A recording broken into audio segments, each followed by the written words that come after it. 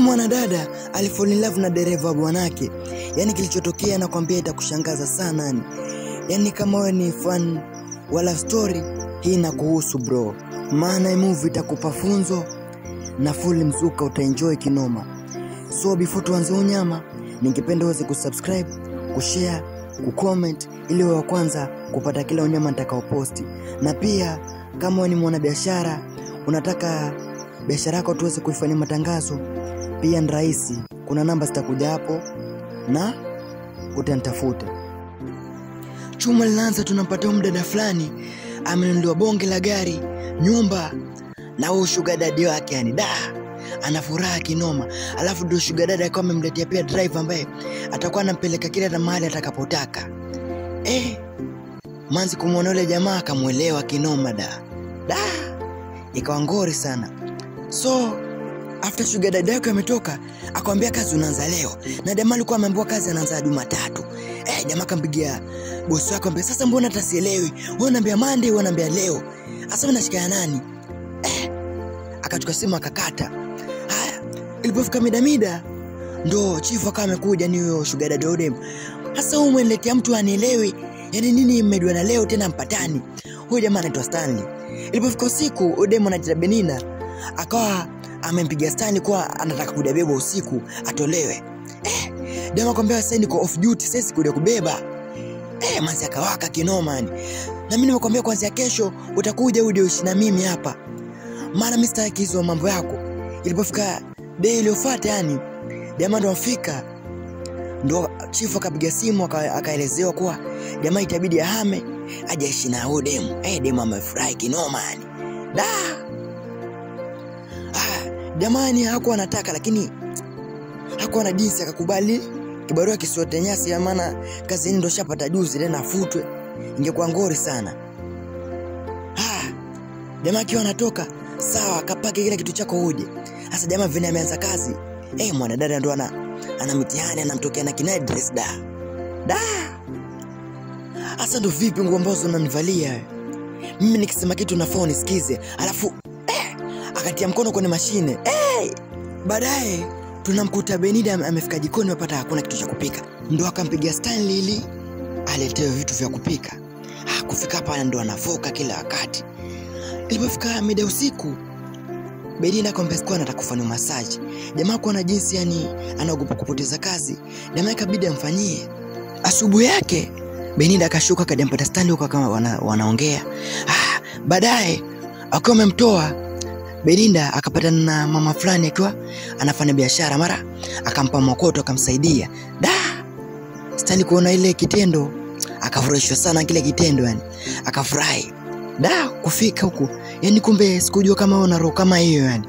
Vina korofi kumbe una kwa mtu mzuri. Siku iliyofuata Beninda akawa na complain kwa sugar daddy kwa Stanley amsikiza, lakini sugar daddy akamwambia wewe try tu kumuelewa. Alafu sugar daddy akamuuliza kama kuna kitu anataka, maana sugar daddy alikuwa na safari ya kuelekea Saudi Arabia. The next day tunapata Beninda akiwa anapelekwa na Stanley. Sasa Stanley anauliza kwani tunaenda wapi? Ndio Beninda akamwambia nataka nipeleke mahali pa kununua perfume tena ukanichagulie. Jamaa kampeleka kamchagulia. Ile ndo amerudi, mara Beninda akampiga busu jamaa. Jamaa kashangaa vipi? Akamsukuma, mambo gani ambayo unaniletea sasa haya? Lakini Beninda ndo ashamuelewa hivyo. Sasa siku iliyofuata ndo akawa jamaa mzee ametoka Saudi Arabia ndo afika, lakini Stanley ameshtaki mashtaka yote. Akamuita Beninda. Kufika Beninda akamwambia sasa ni shugani hizi ambao waleta. Nimepo malalamisho kwa unamkatisha jamaa vitunguu, tomato, pia unamsendia SMS za ajabu. So mimi sitaki usitee tabia imejirejelea tena. So mimi nataka muelewane muishi kwa amani hapa. Sasa after muongea pale wakaelewana msakadi chenga. Lakini unafikiria kipi hapa kitatokea next hapa? Je, Stanley ataingiliana kwenye mitego ya Beninda ama bado atazidi kuikwepa? So tunapoendelea, wewe na ungeomba uweze kusubscribe hapo ili account yetu iweze kukua zaidi. Hapa tunampata tena Stanley akiwa ameitwa na Beninda kwa ampake krimu kwenye mgongo. Ile dema anatarisha mikono, mara dem ndo akabwaga towel. Ile kugeuka dema mengia mitini bana. Kufika huko dema naomba Mungu nipushie na mitihani bana. Siku iliyofuata tunamwona Stanley hapa akiwa anaongea na simu na dadake, lakini ili kumkomoa Benida akamuita baby dadake. Benida akafoka, kata simu nipeleke kwenye nataka kwenda mimi.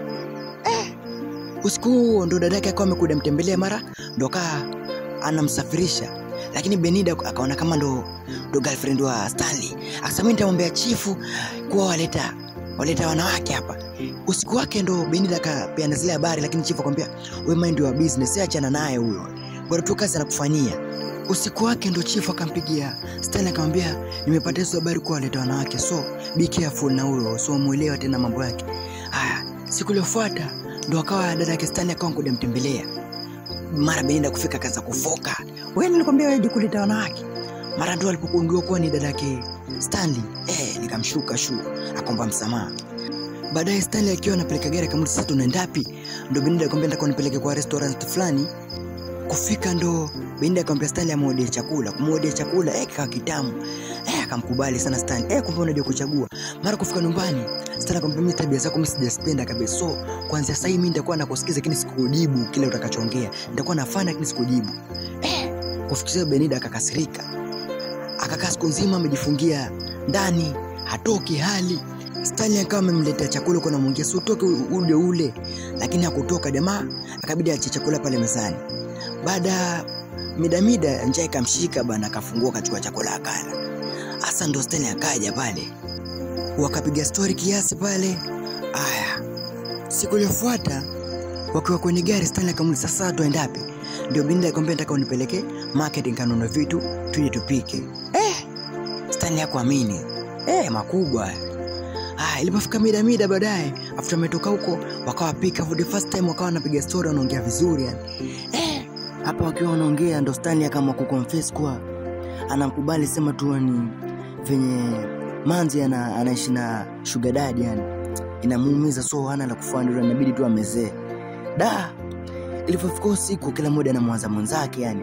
Stanley anaenda shika mlango anataka kutoka, lakini anajikanya. Ile imetulia tu, mara Benida ndo akafungua mlango na fana mchezo, jamaa akamshika kambebea akamtupia kitandani hapa. Wazungu wakapunguzwa bana, kikanukisho usiku huo. Mara hapo ndo akaanza kuongea kuwa wanapendana hapa. Basi from your day mambo akajipa sasa, wakawa ni wanaongea tu yani wanashtuka kama mume na mke. Yani Benida amesahau kama kabisa ni yeye na sugar daddy. Ile wamekaa wametulia wanaongea, mara anamvuta hivi. Mara sugar daddy ndo akawa amefika hapa. Anaita Benida, sweetie. Ile kuingia na shangaa, Benida yuko wapi? Mbona anaita tangu hapa atoki? Basi sijui, maybe atakuwa huko nje. Mtu kamwangalia huko nje. Kufika nje ndo Benida akatoka, alikuwa amejificha kwenye kabati bana. Benida yuko wapi? Mbona sielewi mimi. Vile wanaongea ndo Benida akatoka. Si ni wewe hapo mtu wako ulikuwa umenifungia kwenye choo? We, hasa umefunga kwenye choo sasa umetokaje? Mbona sielewi nini? Wakamsuga pale mzee akadichenga. Hasa ndo pale Stanley akamwambia Benida kwa mimi bana nimechoka, so mimi naona tu hii relationship tuivunje. Hasa itakuwaje wewe na mimi tena bado una sugar daddy? Hasa ni mambo gani? Mimi sitaki yani, sipendi kabisa. Manzi kusikia vile akachukua simu akaanza kumwachana na sugar daddy hapo. Stanley akamsiba mdomo akamwambia usifanye hivyo wewe, wadu utafanya mimi nipoteze kazi, so acha usimwambie hivyo. Jamaa kusikia hivyo akamezea yani, akabadilisha mada akamwambia kwa alikuwa mpongeza sana na mshukuru kwa vitu vyote ambavyo anamfanyia. Basi pale ndio penzi likawa limenoga, makumbato bembelezana. Saa iliyofuata pale Stanley akawa amemletea Benida juice pale, mara mabusu. After hapo Stanley akajipigia mipasi kikanuka. Ile wametulia ndo mara sugar daddy akaja akawafuma kwenye tendo, jamaa wamelala pamoja. Akafoka kabisa Stanley, yani mimi nilikuwa kama dereva unanigongea. Akamfukuza akamtimua yani, toka sitaki kuona kwa nyumba yangu. Akafoka mzee akamfulolea paka Benida, kuanzia hapa sasa sitaki kuona tena kwa nyumba yangu. Akampokonya nyumba, gari, kila kitu akamtimua bana. Ikawa ngori sana yani. Benida hakuwa na la kufanya bana. Alipotimuliwa sasa akawa anamtafuta Stanley hadi kwenye anaishi. Sasa akawa anaonyesha picha anamuulizia paka ndo akapatana yani. Ndo akabidi waanze life mpya yani. upendo tokao umezidi kwa wanachuta maji pamoja, yani full love yani hapa. Penzi limenoga huku. Saturday Benida kama ameenda sokoni, amenunua vitu vya nyumbani, kachukua na bonga na binda kufika Oma, anapata style ana furaha. Nini tena? Nini mbaya?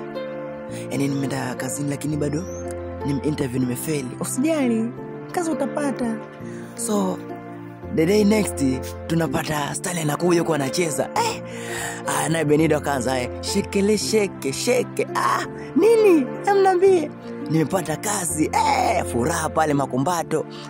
Yani from that day mambo yakawa mazuri kabisa. Jamaa akawa ndo anaanza kazi hapo. Wakaongea pale. Benida akamwambia ni audio tunatoka mbali, msitaki unisaliti hata kidogo. Yani vanilla love kwa nifikia, naomba tu tuendelee kushivu tu. Usije unisaliti kisa umpata kazi ukaniona mimi takataka. Benida pale alifunguka mambo mazito mengine anasikitisha kinoma. After pale wameongea wameelewana. Haya, ndipo ndo unakuwa mwisho huu nyama wetu. Jibu hapo kwa comment umeonaje? Na ningeomba uweze kusubscribe ili uwezeshe account yetu kukua na wewe kwanza kupata kile wanyama nitakao post. Na wewe kama unatokea Tanzania na unatafuta kazi, hii na kuhusu.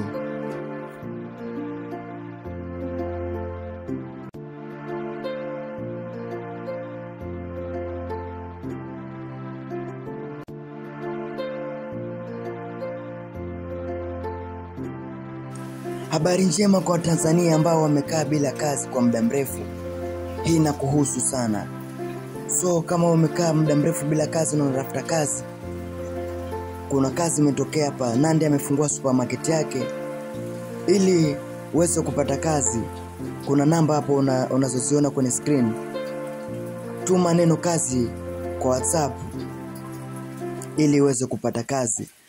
Na ili uweze kuqualify kupata kazi kwenye supermarket, unatakiwa uwe na miaka kuanzia 18 hadi 36. Nyote mnakaribishwa.